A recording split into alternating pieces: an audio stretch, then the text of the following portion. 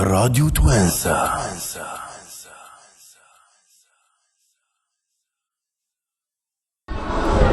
معنا سيد وزير العدل سيد نور الدين البحيري يعطينا موقف الوزارة من الوقفة الاحتجاجية اللي قاموا بها القضاة اليوم بالمجلس التأسيسي على خلفية الهيئة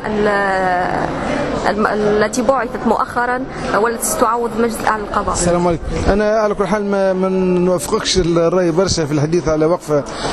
احتجاجية، نقولوا هي وقفة للتحسيس بأهمية المسارعة في معناها المسارقة على القانون المنظم للهيئة المؤقتة للقضاء، واللي ما تمش في المرحلة السابقة معناها البت فيها بسبب المجلس التأسيسي معناها مفروض عليه باش يسارق الميزانية التكميلية قبل أي إجراء آخر، ومش ممكن لأي قانون باش يسبق البت فيه الميزانية التكميلية، لأنه الميزانية التكميلية واقف عليها بلاد كاملة وتنتظر فيها بلاد كاملة، وصار القضاة أنفسهم بدون الميزانية التكميلية الشهر الجاي ما يلقاوش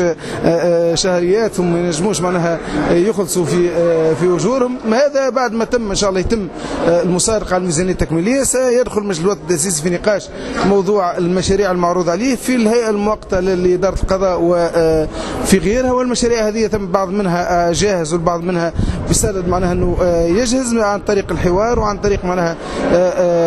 التشاور بين الجميع. وعلى كل حال انشغالات السادة القضاة انشغالات نتفهموها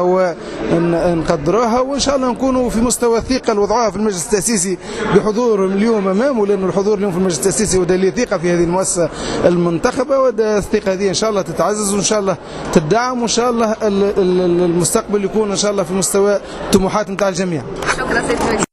راديو توانسة.